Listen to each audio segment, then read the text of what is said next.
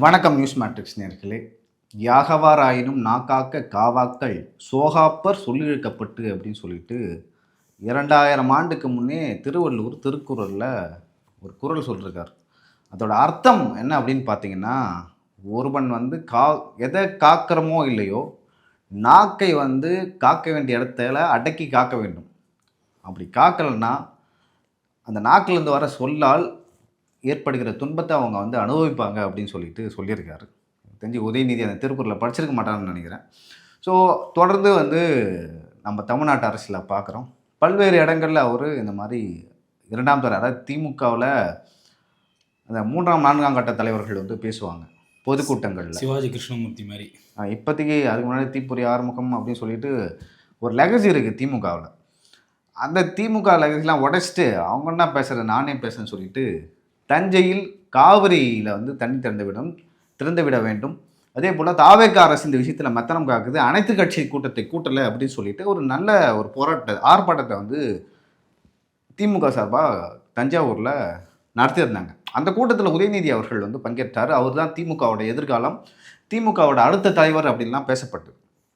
அப்படிப்பட்ட நேரத்தில் அங்கே போயிட்டு பேசும்பொழுது கூட்டம் ஒரு நடிகையோட பேரை சொல்லும்போது இவர் வார்த்தையை விட்டு நான் அப்படி சொல்லலை அப்படின்னு சொல்லிட்டு மாற்றி சொல்லிட்டார். நேற்று தினமே சமூக வலைதளங்களில் நாம் கூட நம்ம நிகழ்ச்சியில் பேசியிருந்தோம். சமூக வலைதளங்களில் அது குறித்து ஒரு நிறைய பேர் கண்டனம் தெரிவித்திருந்தார்கள். இப்படி பேசக்கூடாது, தொடர்ந்து உதயநிதி அவர்கள் இப்படி பேசுகிறாரு. ஏற்கனவே அவர் எடப்பாடி பழனிசாமி அவர்களையும் சசிகலா அவர்களையும் தவறாக பேசியிருந்தார். இது குறித்து எடப்பாடி பழனிசாமி அவர் லெவலுக்கு இறங்கி அடித்தார் யாரை, உதயநிதி அவர்களை. அதன் பிறகு தான் அவர் அமைதியானார். நீங்கள் உதயநிதியோட கைதை எப்படி பார்க்குறீங்க? அதுக்கப்புறம் நான் பேசுகிறேன். உதயநிதியோட கைது எப்படி பார்க்கணும், ஒரு சட்ட ரீதியானதாக பார்க்குறேன் நான். ஒரு சட்ட விரோத கைது இல்லை, இது ஒரு சட்ட முறைப்படியான கைது. ஏன்னா நம்ம ஒரு இடத்துல பேசும்போது நம்ம வார்த்தைகளில் நம்ம கவனம் இருக்கணும். எப்படின்னா ஆபாசம் கலந்த வார்த்தைகள் ஒரு லீடர் பொசிஷனில் இருந்துட்டு நம்ம பேசக்கூடாது. அது பேசணும் அப்படின்னா அதுக்கான விளைவுகள், பக்க விளைவுகளை சந்திக்க நேரிடும். இவர் என்ன இப்போ எப்படின்னா, இவங்களுடைய தாத்தா காலத்திலேயே கலைஞரை அரெஸ்ட் பண்ணி கூப்பிட்டு போவாங்க. அந்த மாதிரி நிகழ்வுகள் ரொம்ப நாளைக்கு அப்புறம் எனக்கு தெரிஞ்சு ஒரு 2020 வருஷம் கழிச்சு நடக்குது. அதுக்கப்புறம் இதுதான் ஒரு முதல் முறை. இந்த அளவுக்கு ஒரு ஸ்ட்ராங்கான, நான் எப்படி பார்க்குறேன்னா, இந்த விஷயத்தை எப்படி பார்க்குறேன்னா, முதலமைச்சர் விஜய் ஒரு ஸ்ட்ராங்கான ஒரு அரசியல்வாதியாக தன்னை பில்ட் பண்ணிக்கிறாருன்னு நான் பார்க்குறேன். தைரியமான முடிவுகளை எடுக்கணும் அப்படின்னு சொல்லிட்டு. இது எடுத்தால் இப்போ கலைஞர் அரெஸ்ட் பண்ணும்போது ஒரு நிறைய ஐயோ அம்மா அடிக்கிறாங்கன்னு சொல்லிட்டுலாம் வீடியோ போட்டாங்க. அந்த மாதிரி போட மாட்டாங்களா? போடட்டும். அதுதான் உங்களுக்கு நீங்கள் பேசின வார்த்தைகள் என்ன, கலைஞரை கூட ஏதோ ஒரு சிம்பத்தி கிரியேட் ஆகும் அப்படின்னு சொல்கிறேன். இந்த பொதுமக்களோட பார்வை எனக்கு தெரிந்து அந்த மாதிரி எந்த சிம்பத்தியும் கிரியேட் ஆன மாதிரி தெரியல. அவங்க கட்சிக்காரங்களே தான் போகிற இடத்தெல்லாம் சிம்பத்தி கிரியேட் பண்ணிக்கிறாங்க. மாவட்டந்தோறும் ஆர்ப்பாட்டம் பண்ணுறது, எப்படின்னா பொதுமக்கள் போகும்போது பைக்கில் போகும்போது ஒரு சிலரை தாக்குவது, அங்கே இருக்கிற தாவேக கொடியை பிச்சு போடுவது, அந்த மாதிரியான ஒரு விஷயங்களை அவங்க தான் இறங்குறாங்க. பொதுமக்கள் தரப்பில் இதெல்லாம் ஒரு அருவருப்பாக தான் கண்டிப்பாக பார்ப்பாங்க. இந்த மாதிரி ஒரு விஷயத்த பேசும்போது ஒரு அருவருப்பாக தான் பார்க்குறாங்க. ஆனால் அதை அந்த திமுக காரங்க ரசிக்கிறாங்க. இப்போ சிவாஜி கிருஷ்ணமூர்த்தி எல்லாம் நீங்கள் கூட பழைய சவுக்கு மீடியாலாம் வேலை செய்யும்போது சிவாஜி கிருஷ்ணமூர்த்தியோடைய அந்த பேச்சை உதயநிதி அவர்கள் ரசிக்கிறாரு அப்படின்னு சொல்லி சங்கர் சார் கூட சொல்லியிருப்பார். ஸோ அப்போ அவரே ரசிக்கும்போது இவர் பேசுகிறதுல என்ன வேறுபாடு இருக்க போகுது? அதுக்கான தகுந்த நடவடிக்கை தான்.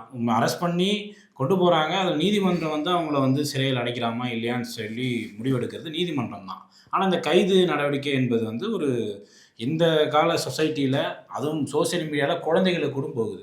ஒரு குழந்தை பார்க்குது அப்படின்னா என்ன அர்த்தம்னு சொல்லிட்டு அவங்க அப்பா கிட்டேயோ இல்லை அவங்க அம்மாட்டியோ போய் கேட்குது. ஏன்னா குழந்தைங்களுக்கு முதலமைச்சரை பிடிக்கும், இவர் என்னவோ நம்ம விஜய் மாமா ஏதோ சொல்கிறாரு அப்படின்னு சொல்லி அந்த குழந்தை போய் கேட்குது. அந்த குழந்தைக்கு அந்த அப்பா அம்மா என்ன சொல்லுவாங்க? ஸோ அந்த மாதிரியான ஒரு வார்த்தை பேசணும்னா எல்லாருக்கும் போய் சென்றடையுது. வயது முதிர்ந்தவர்களும் சென்றாகுது, குழந்தைங்களுக்கு போய் சென்றடையுது. அப்படின்றபோது கொஞ்சம் நாவடக்கம் தேவை அப்படின்னு நான் நினைக்கிறேன். திருச்சியில் அந்த திருச்சி கிழக்கில் விஜய் அவர்கள் போயிட்டு நன்றி கூறும் விழா, திருச்சி கிழக்கு மக்களுக்கு ராஜினாமா பண்ணிட்டு நன்றி கூறும் விழா ஒன்று நடந்தது. அப்படி நடக்கும்போது அவர் அந்த இடத்துல அப்புறம் என் வாயில் ஏதாவது வந்துடும் அப்படின்னு தான் சொன்னார். அது இயல்பாக பேசுகிற பேச்சு தான். அதற்கே திமுகவில் இருக்கிற அந்த சோகால்டு அறிவாளிகள் இன்டெலெக்சுவல் வந்து என்ன ஒரு முதல்வர் இப்படிலாம் பேசுகிறாரு அப்படின்னு சொல்லிட்டு சொன்னாங்க. அது விஜய் அவர்களோட இயல்பான பேச்சுன்னு வச்சுக்கோங்க. அது தவறு இல்லை, அது ஆபாசமும் இல்லை, ஓகேவா? ஆனால் உதயநிதியோட இந்த பேச்சுக்கு திமுக தரப்புலையும் எப்பொழுதுமே வந்து திமுக அட்டாக் பண்ணிங்கன்னா உங்களுக்கு வந்து அந்த திராவிட கழகங்கள், பெரியார் இயக்கங்கள், இந்த தமிழ்நாடு எழுத்தாளர் முற்போக்கு சங்கம், இந்த போன்ற சங்கங்கள்லாம் வந்து துதிப்படுவாங்க, அதை வந்து டிஃபெண்ட் பண்ணுவாங்க. இந்த விஷயத்தில் வந்து உதயநிதி அவர்களுக்கு என்ன டிஃபெண்ட் பண்ண போகிறான்னு தெரியல. ஸோ இந்த விஷயத்த வந்து நான் 2-3 விதமாக பார்க்குறேன். ஒன்று வந்து பேட்டியும் கொடுத்துருக்காரு, இது வந்து ஒட்டி கட்டி போட்டிருக்காங்க அந்த மாதிரி சொன்னார். கட் பண்ணி போட்டிருக்காங்க, முழுமையாக முதல்வர் கேட்கல போல இருக்குது அப்படின்ற மாதிரி சொல்லியிருந்தார். இந்த விஷயத்த வந்து நான் 2-3 இதாக பார்க்குறேன்.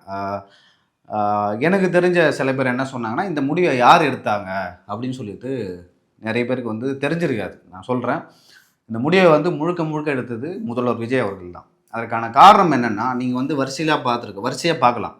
யாரெல்லாம் வந்து முதல்வரை பற்றி ஆபாசமாக பேசுகிறாங்களோ, தனிப்பட்ட முறையில் வந்து பேசுகிறாங்களோ, அதே போல் அவர் பர்சனல் மேட்டரை எடுத்து பேசுகிறாங்களோ, அவர்கள்லாம் தொடர்ந்து கைது செய்யப்பட்டிருக்கிறார்கள். முக்தார், திருச்சி சூர்யா, அப்புறம் வந்து இப்போ நக்கீரன் கோபால் அவர்கள் மேலே வந்து வழக்கு போடப்பட்டிருக்கு, சைபர் கிரைமில் போடப்பட்டிருக்கு. அதை தொடர்ச்சியாக வந்து உதயநிதி அவர்களும் வந்து கைது செய்யப்பட்டிருக்கார். அது என்னென்னா, நான் வந்து என்னோடய ஆட்சியை பற்றி பேசு, நான் எப்படி வந்து நிர்வாகத்தில் வந்து எப்படி செயல்படுறேன்னு பேசு, ஆனால் என்னை பற்றி வந்து பேசக்கூடாது. இது சம்மந்தமாக வந்து டிஸ்கஸ் பண்ணும்போது அரெஸ்ட் பண்ணலாம் அப்படின்னு சொல்லிட்டு சொல்லும்போது சில அதிகாரிகள் வந்து தடுத்ததாக வந்து சொல்கிறாங்க. ஆனால் முதல்வர் விஜய் அவர்கள் வந்து நீங்கள் வந்து அரெஸ்ட் பண்ணுங்கள், எதாக இருந்தாலும் பார்த்துக்கலாம் அப்படின்னு சொல்லிட்டு போல்டாக வந்து சொல்லியிருக்காரு. இந்த உத்தரவு வந்து நேற்று நைட்டே வந்துருச்சு. ஏன் நைட்டே வந்துருச்சு நான் சொல்கிறேன்னா, நேற்று நைட்லேருந்தே பார்த்தீங்கன்னா புசி ஆனந்த் வந்து வாண்டடாக எப்பயுமே வந்து பேட்டி கொடுக்க மாட்டார், ப்ரெஸ் நோட்டு கொடுக்க மாட்டார். நேற்று வந்து புசி ஆனந்த் தாவேக்காவோட பொதுச் செயலாளர் வந்து என்ன சொல்கிறாருன்னா, இது அவர் எதிர்க்கட்சி தலைவராக இருப்பவருக்கு வந்து இது மாண்பு இல்லை அப்படின்னு சொல்லிட்டு பேசுகிறாரு. அமைச்சர் கீர்த்தனா அவர்கள் பேசுகிறாங்க, ராஜ்மோகன் அவர்கள் பேசுகிறாங்க. ஒரே நேரத்தில் வந்து இத்தனை பேர் ரியாக்ட் பண்ண மாட்டாங்க. அதுவும் கட்சி தலைமை சொல்லாமல் ரியாக்ட் பண்ணவே மாட்டாங்க. ஸோ அப்போ நான் அவங்கள்ட்ட பேசும்போது என்னென்னா, இது வழக்கு பதிவு நெக்ஸ்ட் டே தான் வந்து தெரியுது. எதிர்க்கட்சி தலைவர் அவர்கள் வீட்டுக்கு சுற்றி வந்து பாதுகாப்பில் வந்து போலீஸார் வந்து ஈடுபடுத்தப்பட்டுள்ளார். அப்போ நான் புரிஞ்சுக்கிட்டேன், அரெஸ்ட்டு அப்படின்னு சொல்லிட்டு. அப்போ நான் வந்து சவுக்கு மீடியாவுக்கு போயிட்டு அங்கே இன்டர்வியூ பண்ணுறேன். அவர் வந்து வேறு யார்ட்டையோ கால் பண்ணி கன்ஃபார்ம் பண்ணார், அரெஸ்ட் பண்ண போகிறாங்க அப்படின்னு சொல்லிட்டு. ஸோ அப்புறம் நான் அரெஸ்ட் பண்ண பிறகு வந்து சில பேர்கிட்ட பேசும்பொழுது வந்து இது முழுக்க முதல்வர் விஜய் அவர்கள் எடுத்த முடிவு, இது வந்து பழிவாங்கும் நடவடிக்கையோ இல்லை வந்து உதயநிதி அவர்கள் அரெஸ்ட் பண்ணணுமோ அப்படின்னு சொல்லிட்டு இல்லை, தன்னை பற்றியோ இல்லை தன்னோட பர்சனல் மேட்டரை பற்றி யாராவது தவறாக பேசினால் ஏன்னா அது வந்து ஒரு முதல்வரோட இமேஜை வந்து டேமேஜ் பண்ணும். இப்போ இந்த விஷயத்தில் வந்து உங்களை அரெஸ்ட் பண்ணலாம், இது வந்து நெக்ஸ்ட் லெவலுக்கு போகும், ஓகேங்களா? ஸோ இந்த மாதிரியான விஷயங்களை வந்து நீங்கள் இப்போயே அடக்கி வச்சாதான் திமுகவில் இருக்கிற அந்த 2ஆம் கட்ட 3ஆம் கட்ட தலைவர்களை வந்து நம்ம அடக்க முடியும். இனிமேல் யாரும் பேச மாட்டாங்க அப்படின்னு சொல்லிட்டு சில கட்சிக்காரங்க சொல்லியும் இல்லை சில அதிகாரிகள் சொல்லியும் தடுத்துமே வந்து முதல்வர் விஜய் அவர்கள் வந்து இந்த டிசிஷன் எடுத்திருக்காங்க. காலையிலே வந்து இணை ஆணையர் விஜயகுமார் அவர்கள் வந்து அங்கே போகிறாரு. அங்கே போகும்பொழுது அந்த இடத்துல மா சுப்பிரமணியம், சபரீசன், அப்புறம் உதயநிதி அவர்களோட மனைவி கிருத்திகா அவர்கள் வந்து இருக்கிறாங்க. அவர் உள்ளே இருக்கும்போது இங்கே பேசிட்டு இருக்காங்க. அவர் குளிக்கும் போதே வந்து அரெஸ்ட் பண்ணக்கூடாதுங்க, அது மனித உரிமை மீறல், அதுக்கப்புறம் அப்படின்னு சொல்லிட்டு அவர் யார் மா சுப்பிரமணியம் சொல்கிறார். கிருத்திகா மேடம் வந்து என்ன சொல்கிறாங்களா, அவர் குளிச்சுட்டு இருக்காரு அப்படின்னு சொல்லிட்டு சொல்கிறாங்க. இன்னொருத்தர் வந்து சபரீசனும் வராது. அது என்னென்னா, ஒரு கட்சியோட தலைவரை வந்து அவர் தான் எதிர்காலம், திமுகவின் எதிர்காலம் அப்படின்னும்போது அவர் அரசு செய்யும்போது அந்த அந்த கட்சி ஆட்டம் காணணும்ல, அடுத்து எவனும் பேச மாட்டான். ஸோ சபரீசனும் வராது. அப்படி வரும்போது ஒரு கட்டத்தில் வந்து அரெஸ்ட் பண்ணுறது வந்து கன்ஃபார்ம் ஆகிடுச்சு. அதன் பிறகு தான் வந்து உதயநிதி அவர்கள் வராரு.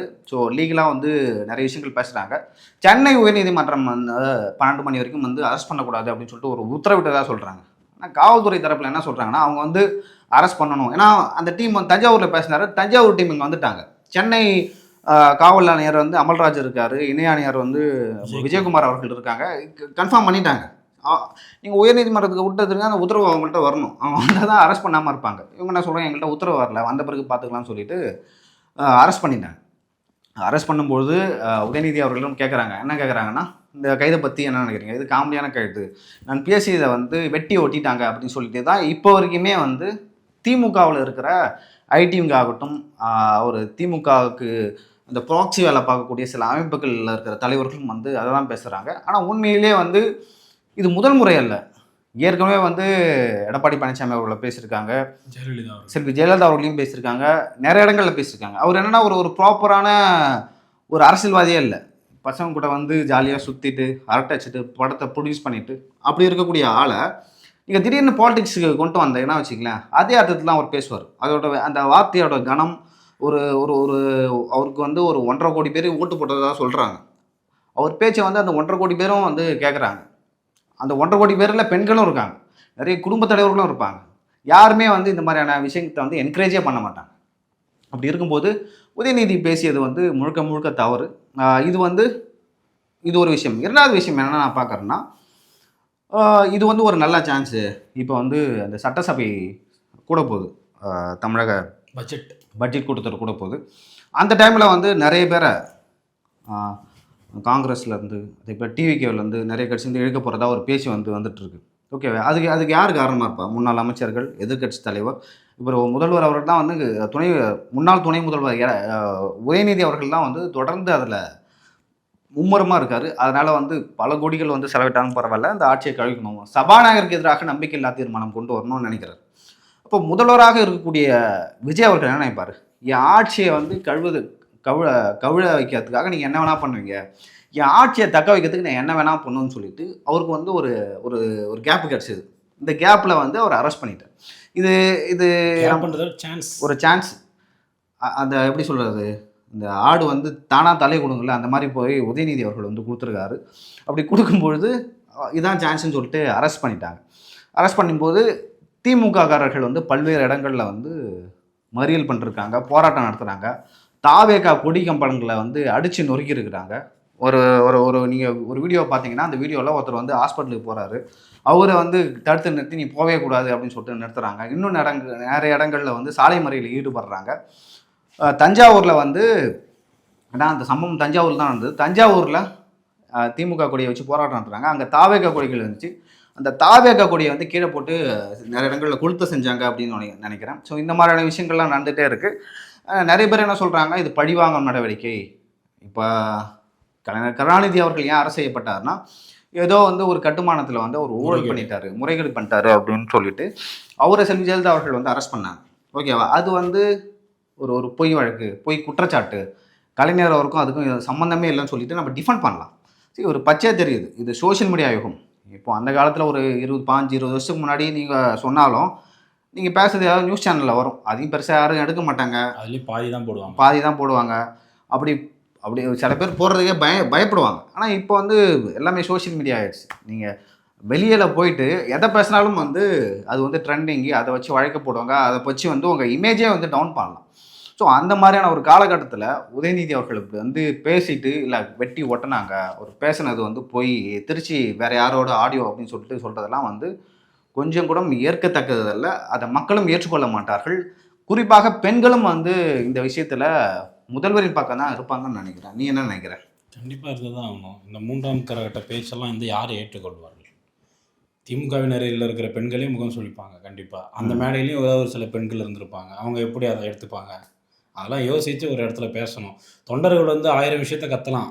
ஆமாம், அவங்க என்ன வேணால் இப்போ கத்திட்டு போகலாம். ஒரு தலைமை பண்பில் என்ன பண்ணணும், இந்த மாதிரியான வார்த்தைகள்லாம் பேசக்கூடாது. நம்ம காவேரி விஷயக்காக கூடியிருக்கோம், அதை பற்றி விமர்சிப்போம். அரசு செயல்படலைன்னா அதை பற்றி விமர்சிப்போம்.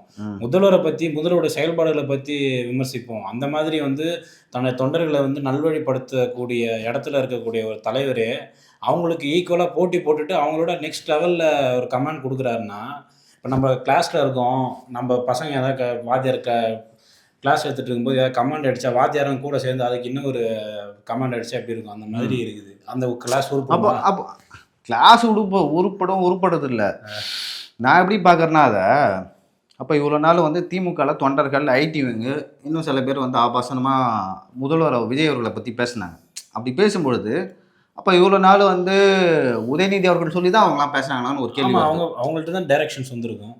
இல்லை, இப்போ அது வந்து உறுதியாக இருக்குது. உதயநிதியே அப்படி பேசுகிறாருன்னா அப்போ இவ்வளோ நாளும் வந்து முதல்வர் அவர்களையும் அந்த நடிகை அவர்களையும் வந்து இணைத்து பேசியது உதயநிதி அவர்கள் சொல்லி தான் அப்படின்னு சொல்லிட்டு இங்கே வந்து பட்டவதமாக தெரியுது.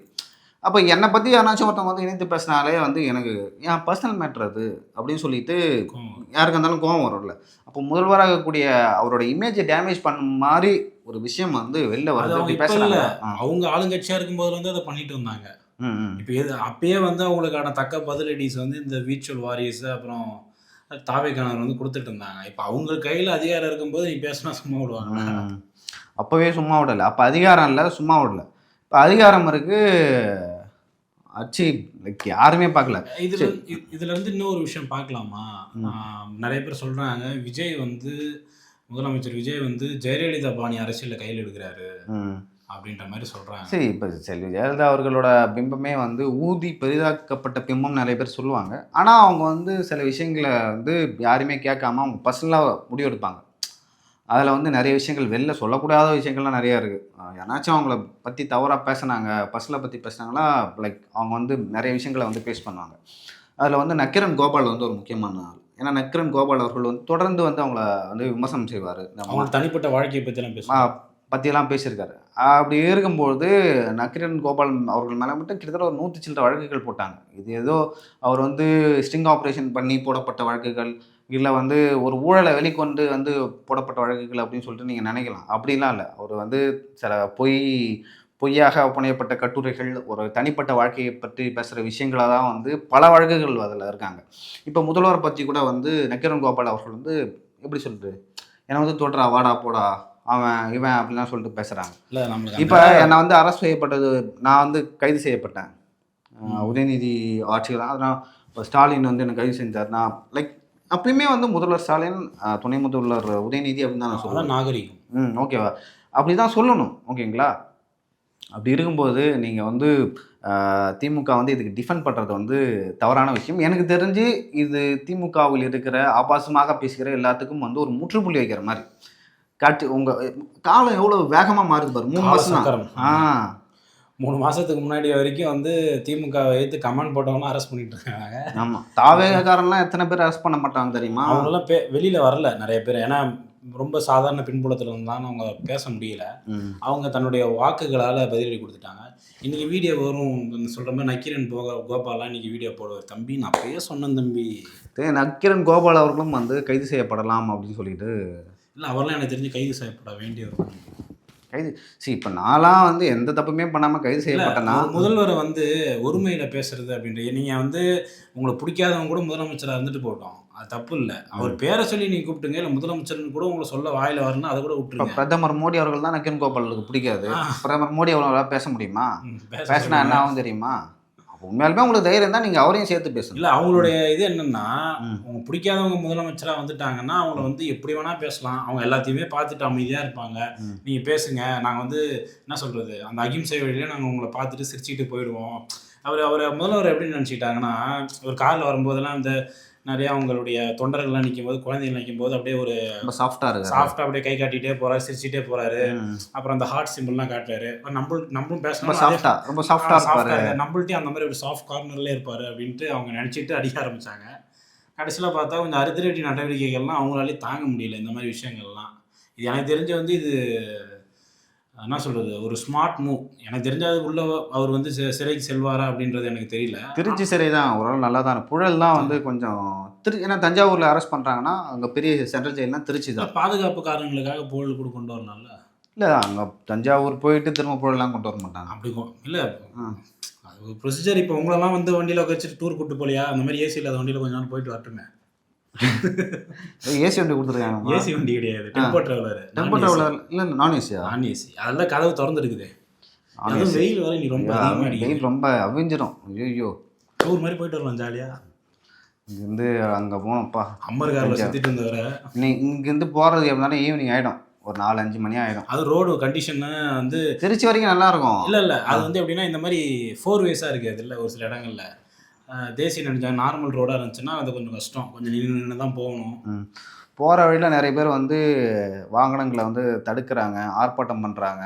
அதேபோல நெறைய இடங்கள்ல வந்து தடியடிலாம் வந்து நடத்தப்படல. எனக்கு தெரிஞ்சு இந்த பிரச்சனை வந்து கைக்கு மீறி பெரிதாக போனால் வந்து நடத்தப்படும். ஆ அதையும் தாண்டி எனக்கு தெரிஞ்சு அந்த திமுக குடும்பத்தில் இருக்கிறவர்களே வந்து உதயநிதி பேசுறது வந்து தவறு தான் அப்படின்னு நினைப்பாங்க. அப்படியா? ஆமா. யார் டிஃபெண்ட் பண்ணா? அவங்க குடும்பத்தில் இருக்கும் திமுக காரங்களுக்கும் வந்து முதல்வர் எப்படி வேணால் விமர்சிக்கலான்ற ஒரு மைண்ட் செட்டில் இருக்காங்க. ஆமாம். அதனால அவங்க இதெல்லாம் பெருசாக எடுத்துக்க வந்து உங்கள் வீட்டுக்கு வந்து பார்க்குறாரு முதல்வர் ஆகிட்டு, அந்த ஃப்ரெண்ட்லி அப்ரோச் கூட வந்து நல்லா ரொம்ப ஃப்ரெண்ட்லியாக தான் நடந்துக்கிட்டார். கண்டிப்பாக. ஓகே, அப்படி எல்லாத்தையுமே அவர் ஃப்ரெண்ட்லியாக தான் பார்க்குறாரு. பட் இவர்கள் தான் வந்து தேவையில்லாத விமர்சனங்கள் வைக்கிறாங்க. விமர்சனங்கள் வந்து ஆக்கப்பூர்வமாக வச்சா தான் ஏற்றுக்கொள்ளக்கூடியது. சம்மந்தம் இல்லாமல் பேசும்போது அவங்களும் சம்மந்தம் இல்லாமல் ஒரு சில விஷயங்கள் பண்ண வேண்டியது. சம்மந்தம் இல்லாதலாம் இல்லை, இதில் கண்டிப்பாக நடவடிக்கை எடுக்கலாம். ஓகேங்களா? இப்போ நான் வந்து ஒரு சேனலில் வந்து ஏதோ நடத்திக்கிட்டு நான் பேசுறதுலாம் எவனும் பார்க்கவே மாட்டான். என்ன அரெஸ்ட் பண்ணி தேவையில்லாமல் உங்களை பெரிய ஆளாகி விட்டு பெரிய ஆளாகி விட்டு 30 நாள் வந்து ஜெயிலில் இருந்து அப்படி இருக்கும். இல்லை, இப்போ நீ வந்து ஒரு சேனல் என் சேனலில் வேலை செய்யணும்னு நினச்சிங்க, உன்னை சம்மந்தமே இல்லாமல் ஒருத்தவங்க கைது செஞ்சால் உனக்கு எப்படி ஃபீல் ஆகும்? உங்கள் வீட்டில் வந்து எப்படி ஃபீல் பண்ணுவாங்க? நீ வீட்டுக்கு ஒரே பையன், நான் என்னடா பண்ணேன், இப்போ எங்கேயோ போனால் திடீர்னு ஏதோ கொலகத்தை வந்த மாதிரி தூக்கி உள்ள பிடிச்சி போட்டாங்கன்னு நினைப்பாங்க. இது வந்து நீ தப்பே பண்ணாததுக்கு. ஓகே, இப்போ தவறு செய்த ஆபாசமாக பேசிய உதயநிதி அவர்களை கைது பண்ணுறாங்க. எனக்கு தெரிஞ்சு நீங்களாம் வந்து எந்த இடத்துலையுமே அந்த ஆபாச தாக்குதல்னால் தனிப்பட்ட தாக்குதல் ஆபாச தாக்குதல் நீங்கள் வச்சதே கிடையாது. நான் எப்பயுமே பேச மாட்டேன். ஆக்சுவலாக வந்து அது வந்து அது பேசக்கூடாது. அது வந்து நீங்கள் வந்து ஒரு 4ஆம் தர யூடியூபராக இருந்தாலும் சரி, அதை பேசவே கூடாது. ஓகேங்களா? நாளைக்கு வந்து உன்னை பற்றி ஒருத்தவங்க பேசுவான். அதை தாண்டி ஒரு குடும்பத்தில் வந்து ஒரு போலீஸ் வந்து ஒருத்தவங்க அரெஸ்ட் பண்ணால், அவங்க வீட்டில் இருந்து ஒரு பையன் வந்து சிறைக்கு போனால், அந்த குடும்பத்தில் இருக்கவங்களோட மனநிலை, அவங்க பிள்ளையோட மனநிலை, அதே போல் அவங்க தாய் தந்தையோட மனநிலை எப்படி இருக்கும் அப்படின்னு சொல்லிட்டு எனக்கு தெரிஞ்சு உதயநிதி ஸ்டாலின் அவங்க வீட்டில் இருக்கவங்களுக்கு தெரியும்னு நினைக்கிறேன். அவங்க அம்மா நினைக்கிறேன். நம்மளாம் சும்மா இப்போ சவுக்கு சங்கர்லாம் எனக்கு தெரிஞ்சு போன ஆட்சியில் மட்டும் 6 முறைக்கு வந்து கைது செய்யப்பட்டிருக்காரு. 6 டைம் வந்து கைது செய்யப்பட்டிருக்காரு. நான் ஒரு டைம், மாலத்தையும் வந்து ஒரு டைம் தான். ஸோ 6 டைம் அப்படி கைது செய்யப்படும் போது அவங்க வீட்டில் வந்து எப்படி, அப்போது ஒரு குடும்பத்தில் வந்து ஒருத்தரை கைது பண்ணும்போது எந்த மாதிரியானலாம் தாக்கங்கள் வரும், எந்த அளவுக்கு டிப்ரெஸ்டுக்கு போவாங்க அப்படின்னு சொல்லிட்டு இன்னுமே வந்து எங்கள் வீட்டில் வந்து கதவு யாராவது தந்தால் எனக்கு பயமாக இருக்கும். யாரா வரா அப்படின்னு சொல்லிட்டு. அது வந்து ஒரு ட்ராமான்னு சொல்லிட்டு சொல்லுவாங்க. ஒரு நீங்கள் ஃபஸ்ட் ஒரு அரெஸ்ட் ஆனால் எல்லாம் காவல்துறை உங்கள் வீட்டுக்கு வந்தால் அது தெரியும்.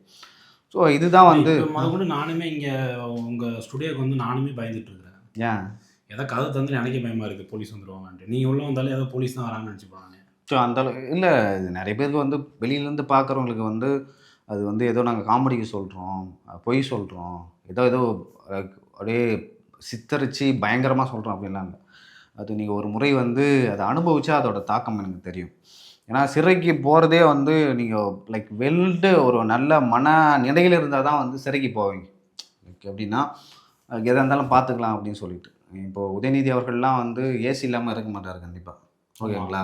அப்படிப்பட்ட ஒருத்தவர் வந்து ஏசி இல்லாத ஒரு வண்டியில் இங்கேருந்து திருச்சிக்கு போகிறார், தஞ்சாவூருக்கு போகிறாருன்னா பார்த்தாங்க. வாழ்க்கையிலே முறையாக போவார்னு நினைக்கிறேன். ஆமாம், கைது செய்யப்பட்டு முறையாக போகிறாரு. அவர் வந்து சைக்காலஜிக்கலாக நிறைய விஷயங்களை வந்து அனுபவிப்பார். இல்லை, சிரிச்சிக்கிட்டே தான் போகிறாரு. சரி, உள்ள இதெல்லாம் வெளியே சிரிக்கிறேன் அந்த மாதிரி தான் அது இயல்பாக வந்து எல்லாருக்கும் இருக்கும்.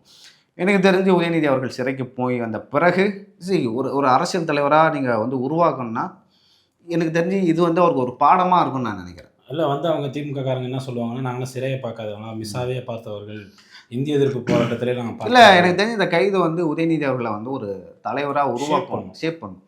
ஆக்சுவலாக 2 விஷயம் இருக்குது. ஒன்று வந்து தலைவராக ஷேப் பண்ணணும், இல்லைனா நீ என்ன பண்ணாலும் நான் அப்படி தான் பேசுவேன் அப்படின்னு சொல்லிட்டு பேசுவேன். அவங்க அந்த நிலைமையில தான் இருப்பாங்கன்னு நினைக்கிறேன். ஷேப் பண்ணாது. நீங்கள் என்ன வேணால் பண்ணீங்க, நான் இப்படி தான் இருப்போன்ற மாதிரி. அது திமுகவினருடைய அந்த ஜீன்லேயே இருக்குது. நீங்கள் என்ன வேணால் பண்ணீங்கன்னா நாங்கள் இப்படி தான் இருப்போம் அப்படின்ட்டு அவங்க பல காலமாக. இல்லை, எந்த ஒரு தலைவரும் திமுக நிறைய தலைவர்கள் இருந்தாங்க. ஆனால் இந்த மாதிரி வழக்கு செக்ஷன் கிட்டத்தட்ட வந்து இந்த வழக்குலேயே 6 செக்ஷன் கிட்ட. ஆக்சுவலாக இது வந்து இந்த வழக்குலாம் யார் வாங்குற வழக்குனா, அந்த இன்ஸ்டாகிராமு ரீல்ஸ் போடுறாங்கல்ல, ஃபேஸ்புக் எல்லாம் ஏதாவது ஒரு திட்டி ஒரு கோவத்தில், ஆமாம், அந்த மாதிரியான ஆட்கள் வாங்க வேண்டிய வழக்கு இது. ஆமாம், திமுகவோட தலைவர், தமிழ்நாட்டின் வந்து எதிர்காலம், அதே போல் முன்னாள் துணை முதல்வர், முன்னாள் விளையாட்டுத்துறை அமைச்சர், திமுகவின் இளைஞரணி செயலாளர், அதே போல் தற்போது எதிர்கட்சி தலைவர் விமான ஹராஸ்மெண்ட் கேஸ்லாம் வந்து வாங்குறாருன்னா அது வந்து ஆபாசமாக நம்ம நியூஸ் பேப்பர்லாம் நீங்கள் பார்த்துருப்பீங்க. பேருந்து நிலையத்தில் ஆபாசமாக பேசிக்கொண்டவர்கள் மீது ஆபாசமாக பொது இடத்தில் பேசுதல் என்ற வழக்குகள் பதிவு செய்து காவல்துறை கைது. பொது அமைதிக்கு குந்தக விளைவித்தல் இந்த செக்ஷன்லாம் வந்து சேர்த்துருக்காங்க. ஓகேவா? ஒரு எஃப்ஐஆர் ஃபைல் பண்ணுறாங்கன்னா ஸோ என்னென்ன பேசியிருக்காரு, ஸோ அவர் பேசுனதால என்ன தாக்கம் ஏற்படுத்தும், ஆபாசமாக பேசுதல், விமன் ஹராஸ்மெண்ட்டு, அதுக்கப்புறம் வந்து பொது அமைதிக்கு குந்தகம் விளைவித்தல், ஸோ இந்த செக்ஷன்லாம் வந்து ஆட் பண்ணிருக்காங்க. ஸோ அதில் வந்து மற்ற செக்ஷனில் கூட வந்து சீக்கிரம் ஜாமீன், விமன் ஹராஸ்மெண்ட்டில் வந்து சீக்கிரம் வன்கொடுமை பெண்கள் கிடையாது, சீக்கிரம் ஜாமீன் சீக்கிரம் வந்து கொடுக்க மாட்டாங்க. எனக்கு தெரிஞ்சு கொஞ்ச நாள் வந்து சிறையில் இருந்துட்டு அதுக்கப்புறம் தான் வெளில வருவார்னு நினைக்கிறேன். இப்போ நேற்று தான் ஒரு எம்எல்ஏ வெளில வந்தார், மார்க்கண்டேயன். இன்னைக்கு இன்னொரு எம்எல்ஏ. மார்க்கண்டேயன் வந்து எலும்பை முறிப்போம் சட்டசபைக்கு வந்தா அப்படின்னு சொல்லிட்டு பேசுகிறாரு. இவர் வந்து இந்த மாதிரி வந்து பேசியிருக்காரு. அதெல்லாம் வந்து அவர் முதல்வர். ஏற்றுக்கலாம் அவங்க என்ன நினச்சிக்கிட்டாங்க, இன்னுமே வந்து அவர் வந்து எதிர்கட்சி தலைவராக தான் சரி ஒரு நடிகர் அவர் அப்படின்னு சொல்லிட்டு அவங்க நினைக்கிறாங்க. நடிகர்லாம் இல்லை. இப்போ வந்து செல்வி ஜெயலலிதா அவர்களே கொஞ்சம் யோசிப்பாங்க, அப்படி அரெஸ்ட் பண்ணால் ஒரு பெரிய தலைவர் அரெஸ்ட் பண்ணலாம்னு சொல்லிட்டு. ஆனால் இவர் இல்லை, இவர் தான் அரெஸ்ட் பண்ணணும், என்னோட அரசியல் எதிரியே இவர் தான் அப்படின்னு சொல்லிட்டு அந்த அந்த நெரேட்டிவ் வந்து இப்போவே விஜய் அவர்கள் வந்து செட் பண்ணுறாரு. எனக்கு தெரிஞ்சு வந்து இவங்க இப்படியே பேசிகிட்டு இருந்தாங்க அப்படின்னா ஆப்போனண்ட் இல்லாமல் அமையறதுக்கும் மக்களுடைய வெறுப்பை வந்து பயங்கரமாக சந்திக்கிறதுக்கும் வாய்ப்பு இருக்குது. திமுகவா? ஆமாம், கண்டிப்பாக. ஏன்னா நீங்கள் வந்து இந்த இடத்துல இருக்கிறாங்க அப்படின்னா கூட்டணி கட்சிகளோட பலம் மற்றும் பணம், ஆட்சியிலேருந்து செலவு பண்ண பணங்களை வச்சு தான் செலவு பண்ணீங்க. நீங்கள் 5 வருஷம் கழிச்சு நிற்க போகிற தேர்தலில் கூட்டணி கட்சிகளும் இருப்பாங்களான்னு தெரியாது, இதே அளவு பணத்தை வந்து செலவு பண்ண முடியுமான்னு தெரியாது. அப்போ உங்களுடைய நிலை என்னன்னு நீங்கள் யோசிக்கணும். இல்லை, பணம்லாம் செலவு பண்ணுவாங்க. நீங்கள் ஒரு 10 வருஷம் ஆட்சியில் இல்லை, ஆக்சுவலாக ஃபண்டு வந்து ரைஸ் பண்ணாங்க. இப்போ 2021 தேர்தலில் நிற்கிறப்போ சபரேஷன் போயிட்டு எல்லா பிஸ்னஸ் மேன்ட்டையும் ஃபண்ட் ரைஸ் பண்ணார். நான் அடுத்த ஆட்சிக்கு வர போகிறேன் அப்படின்னு சொல்லிட்டு ஃபண்ட் ரைஸ் பண்ணுவாங்க. ஸோ இவங்க சம்பாதிச்சு வச்சுட்டாங்க. இருந்தாலும் கையில் ஒரு எல்லா திமுகவில் இருக்கவங்க முன்னாள் அமைச்சர்கள் எல்லாம் சேர்ந்து ஒரு 2 லட்சம் கோடி கிட்ட வந்து வச்சுருப்பாங்க. 5 வருஷத்தில் சம்பாதிச்சு நான் சொல்கிறது 2 லட்சம் கோடி மினிமம் இருக்கும். ஸோ அதை வச்சு வந்து செலவு பண்ணிப்பாங்க. அதை வச்சு வந்து கட்சி நடத்துவாங்க. திமுக வந்து ஸ்டாண்டாக இருக்கும். பட் அவர் முதல்வர் விஜய் எப்படி உருவாக்காருன்னா டிஎம்கே வர்சஸ் டிவிகே. இதுக்கு அதிமுக தலைவர்கள் வந்து நிறைய பேர் ஒவ்வொருத்தரும் கருத்து சொல்லியிருக்காங்க. அதை எப்படி பார்க்குறேன்? நிறைய பேர் வந்து கண்டனம் தெரிவிக்கல, கைது பண்ணியிருக்க தேவையில்ல, வழக்கு போட்டுக்கலாம் அப்படின்னு சொல்லிட்டு சொல்கிறாங்க. நிறைய பேர் வந்து கண்டனம் தெரிவிச்சிருக்காங்கன்னு சொல்லிட்டு சொல்கிறாங்க. ஸோ கண்டனம் தெரிவிக்கல, கேபி முனுசாமி அவர்களும் தெரிவிக்கல, இன்பதுரை அவர்களும் வந்து அவர் பேசுறது தவறு, அதே போல் வந்து கைது செய்ததும் தவறு. எடப்பாடி பழனிசாமி அப்படி தான் பேசினார் உதயநிதி அவர்கள். ஆனால் நாங்கள் வந்து வழக்கு தான் போட்டோம், கைது பண்ணலை அப்படின்னு சொல்லிட்டு சொல்லிருக்காரு. பட் நீங்கள் வந்து ஒரு விஷயத்த வந்து ஃபாலோ பண்ணுறீங்க. உங்களுக்கும் திமுகவுக்கும் அதிமுக வந்து அந்த அந்த கடந்த அந்த எடப்பாடி அவர்கள் இருந்த அந்த ஆட்சி காலத்தில் அந்த அதிரடி நடவடிக்கைகளும் விட்டுட்டாங்க. இதே ஜெயலலிதா அவர்கள் இருந்த போது இந்த மாதிரியான பேச்சு இருந்ததுன்னா இந்நேரத்துக்கு போலீஸாவது இப்போ டீசெண்டாக வந்து கொஞ்சம் நடத்தி தான் கூப்பிட்டு போனாங்க. ரொம்ப வந்து ஆர்கியூமெண்ட்லாம் பண்ணலை. அவங்க சொல்கிறதெல்லாம் கேட்டுக்கிட்டு இந்த மாதிரி அரெஸ்ட் பண்ணுறாங்க. சார் மேலே இருந்து ப்ரெஷர் சார், டீசெண்டாக வந்துருங்க சார், வந்துருங்க சார் அப்படின்னு தான் கூப்பிட்றாங்க. ஜெயலலிதா அவர்கள் அரெஸ்ட் பண்ண அந்த பாணியே வேற, அந்த அளவுக்கு ரூடாக அவங்க பிஹேவ் பண்ண. நைட்டில் போயிட்டு இதே நைட்டில் அரெஸ்ட் பண்ணியிருந்தா என்ன பண்ணிருப்பாங்க? இப்போனாச்சும் வந்து ஒரு 10-11 மணிக்கு அரெஸ்ட் பண்ணாங்க. காலையிலேருந்து ஒரு 6-7 மணிலேருந்து போலீஸ் குவிக்கப்பட்டுச்சு வீட்டில். அதாவது என்னன்னா அவங்க அப்ஸ்காண்ட் எங்கேயும் வெளில போயிடக்கூடாதுன்னு ரவுண்ட் பண்ணாங்க அந்த ஏரியாவில். இது ஆக்சுவலாக நைட்டே முதல்வர் விஜய் அவர்கள் வந்து டிசைட் பண்ணிட்டார். ஆனால் இந்த முடிவு வந்து நேரடியாக வந்து அவரே எடுத்து அவரே அதிகாரிகள்கிட்ட சொன்னதாக தான் தெரியுது. ஆமாம், இது வந்து ஏன்னா எந்த ஒரு காவல்துறை அதிகாரியும் பயப்படுவாங்க. மாநகர காவல்துறை ஆணையரே வந்து நேரடியாக போயிருக்காரு, அமல்ராஜ் அவர்கள் போயிருக்காருன்றபோது இது வந்து ஒரு டைரக்ட் இன்ஸ்ட்ரக்ஷன் வந்து முதல்வரிடமிருந்து யாரையுமே வந்து ஆலோசிக்காமல் முதல்வரே எடுத்த தனிப்பட்ட முடிவு. அப்போது இப்போ இதில் வந்து ஒரு விஷயம் புரியுது என்னன்னா, முதல்வர் வந்து எந்த ஒரு அதிகாரிகள்ட்டையுமே டைரெக்டாக பேசுறதில்ல, என்ன கேட்கறதில்லன்னு சொல்கிறத இந்த விஷயத்தில் வந்து தெளிவுபடுது. ஒரு எல்லா அதிகாரிகிட்டையும் வந்து கான்டாக்டில் இருக்காரு, பேசுகிறாரு, கண்காணிக்கிறாருன்னு புரிஞ்சுக்கலாம். ஆர்டர் மட்டும்தாங்க, சுயமாக முடிவெடுக்கிறாரு. இப்போ திமுக ஆட்சியில் ஒரு குற்றச்சாட்டு இருந்தது, இது அதிகாரிகள் நடத்தும் ஆட்சி, அவர்கள் தான் நடத்துகிறாங்க, இந்த ஆட்சி வந்து குட்டி சோறு முட்டு சோறுக்கு தான் போவோம், அப்படி முட்டு சந்துக்கு போவோம் அப்படின்னு சொல்லிட்டு சொல்லுவாங்க. அதே போல் வந்து அது 3 வருஷத்துக்கு முன்னாடியே சொன்னாங்க, அதான் நடந்தது. ஸோ அந்த மாதிரி வந்து இவர் வந்து டைரக்டாக எடுக்கிறாரு முதல்வர் விஜய் அவர்கள், சொந்தமான முடிவு. எனக்கு தெரிஞ்சு அவரே அதிகாரிகள்கிட்ட ஃபோன் பண்ணி பேசுவார்னு. சில பேர் வந்து சார் தவிர்க்க வேணாமே, வழக்கு மட்டும் போட்டுக்கலாமே கூட சில பேர் சொன்னதாக சொல்கிறாங்க. இல்லை நீங்கள் அரெஸ்ட் பண்ணுங்க அப்படின்னு சொல்கிறாங்க. சட்டசபை கூட்டத்தொடர் நடக்கும்போது உதயநிதி அவர்கள் வந்து வெளியில் இருக்கக்கூடாது அப்படின்னு சொல்லிட்டு இன்ஸ்ட்ரக்ஷன். சட்டசபை நடக்கும்போது அவர் கைது செய்ய முடியாதுல்ல, அதுக்கு தான் முன்னாடி அதான் இருக்கக்கூடாது. அதுக்கு வந்து ஒரு வாய்ப்பு தேடினாங்க. நீங்கள் வந்து ஆபாசமாக பேசுகிறீங்க, என் ஆட்சி கவிழ்னு சொல்லிட்டு காசு கொடுக்குறீங்க, அப்படிலாம் இருக்கும்போது உங்களுக்கு வந்து. ஆனால் இன்னொன்று என்னென்னா, பட்ஜெட் கூட்டத்தில் நடக்கும் போகும்போது திமுகவினர் கருப்பு சட்டை அணிந்து வருவது, கருப்பு பேட்ச் அணிந்து வருவது, அப்புறம் வந்து ஏதோ பதாகைகள் எடுத்து வருவது, வெளிநடப்பு செய்வது அப்படின்ற மாதிரியான நிறைய விஷயங்களை வந்து சட்டசபையில் நம்ம பார்க்கலாம் லைவ்ல. நீங்கள் வேணால் பாருங்கள், இன்றைக்கி ஈவினிங் பாருங்கள். டிபேட்லாம் வந்து இதை பற்றி 100 ஜெயலலிதாவுக்கு சமம், ஜெயலலிதா பாணியில் விஜயா. எனக்கு தெரிஞ்சு ஜெயலலிதாவை மீறி இது பண்ணுறாரு. இல்லை, அது அந்த இடத்துக்கு வரதுக்கு இன்னும் கொஞ்சம் நாட்கள் ஆகும். ஏன்னா ஜெயலலிதா அவர்கள் கை வச்சவங்க எல்லாமே கொஞ்சம் பெரிய பெரிய ஆட்கள் வச்சுருக்காங்க. இவரும் அதை நோக்கி தான் போகிறாரு. இவரும் பெரிய ஆள் தான் வச்சுருக்காரு. இல்லை சரி ஓகே, சொல்லு ஏதோ சொல்ல வரேன். இல்லை பெரிய ஆட்கள் தான் வச்சுருக்கீங்கன்றீங்க, அதனால் ஓகே. பெரிய ஆள் தான் வச்சுருக்காங்க. அடுத்து சபரீஷன் அவர்களையும் கைது சேர்ந்ததுக்கு வந்து வாய்ப்புகள் அதிகம் இருக்குது. அவர் என்ன பண்ணாரு? இல்லை, நான் பொண்ணு எடுத்தது குத்தமா? பொண்ணு எடுத்தது இல்லை, அவர் தான் வந்து பெண்ணை நடத்துகிறாரு. நிறைய விஷயங்களுக்கு மாஸ்டர் மைண்டாக சபரீஷன் அவர்கள் தான் இருக்கிறாரு. ஏன்னா இன்னுமே வந்து ஒரு ரிப்போர்ட் போயிருக்கு, ஓகேவா? ஒரு ரிப்போர்ட்டில் வந்து சபரீஷன் அவர்கள் மீதும் இன்னும் சில காவல்துறை அதிகாரிகள் மீதும் வழக்கு பதிய வேண்டும் சொல்லிட்டு யாரோ ஒரு ரிப்போர்ட் அனுப்பிச்சிருக்காங்க. அந்த ரிப்போர்ட்டை முதல்வர் அவர்களுக்கு போக விடாமல் நிறைய பேர் வந்து தடுத்துக்கிறதா ஒரு குற்றச்சாட்டு. ஓகே, அந்த கதையை முடிச்சிருவோம். இப்போ நீங்கள் காவல்துறை தலைவர்கள், காவல்துறையினர் மீது வழக்கு பதிவு செய்யணும்னு நீங்கள் சொன்ன ஞாபகம் வருது. உங்களுடைய வழக்குகள் எல்லாம் சம்மந்தப்பட்ட ஒரு காவல்துறை அதிகாரி, ஒரு புகாரி, முகமது புகாரி அவர் பேர். அவரை வந்து நேற்று சஸ்பெண்ட் பண்ணாங்க. 40 கோடி ரூபாய் மிரட்டி, 40 லட்சம் ரூபாய் மிரட்டி வாங்கினாரு அப்படின்ட்டு நேற்று சஸ்பெண்ட் பண்ணியிருந்தாங்க. அவரை கைது பண்ணியிருக்காங்க. இது எப்படி பார்க்குறீங்க? ஆல்ரெடி வந்து சங்கர் சார் கூட சொல்லியிருந்தார் ஒரு சேனலில், முதல்ல உள்ளே போகிறது இந்த இந்த கேங்கில் உள்ளே போகிறது வந்து புகாரியாக தான் இருக்கணும். ஆக்சுவலாக முகமது புகாரி அவர்கள் வந்து சென்ட் தாமஸ் மவுண்டில் வந்து இன்ஸ்பெக்டராக இருந்தார். நான் வந்து புழல் சிறையில் அடைக்கப்பட்டேன். அப்போ வந்து என் மேலே இன்னொரு வழக்கு போடுறாங்கன்னா ஜெயிலில் வந்து என்கிட்ட கையெழுத்து வாங்கணும், அவங்க மேலே இந்த வழக்கு போடுறாங்க அப்படின்னு சொல்லிட்டு.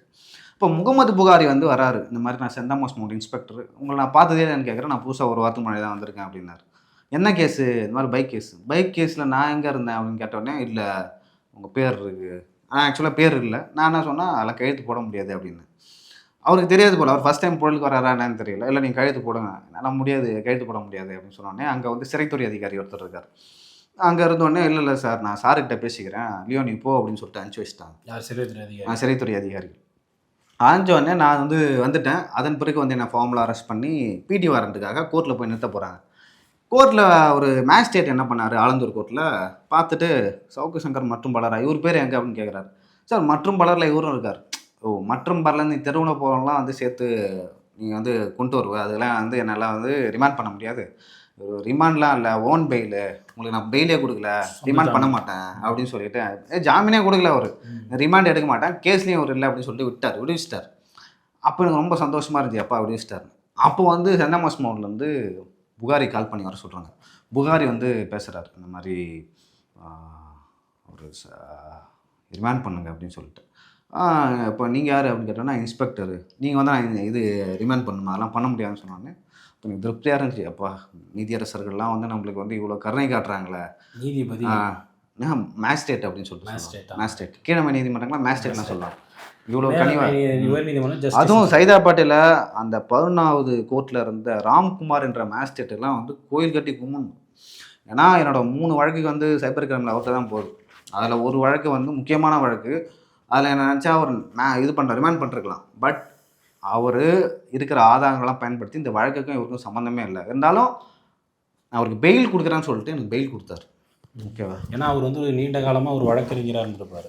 வழக்கறிஞராக இல்லை, அவர் வந்து ரொம்ப முடிஞ்ச வரைக்கும் வந்து யாரையுமே வந்து ரிமாண்டே பண்ண மாட்டார். ஏன்னா சோஷியல் மீடியாவில் பேசுறதுக்கெலாம் வந்து அரெஸ்ட் பண்ணாங்க. அவங்களுக்குலாம் பார்த்துட்டு தானே இருக்காங்க எல்லா விஷயங்களுமே. ஆமாம். சரி, இந்த வீடியோ வந்து நம்ம இப்போ போட போகிறோம். ஈவினிங் வந்து ஒரு இது இல்லாமல் ஒரு வீடியோ போடுவேன். ஏன்னா அரெஸ்ட் பண்ண பிறகு வந்து நிலைமை எப்படி இருக்குது, எந்த மாதிரியான போராட்டங்கள் நடத்துனாங்க அப்படின்னு சொல்லிட்டு. ஸோ ஈவினிங் வந்து இன்னொரு வீடியோவில் நான் பார்க்கலாம். நன்றி.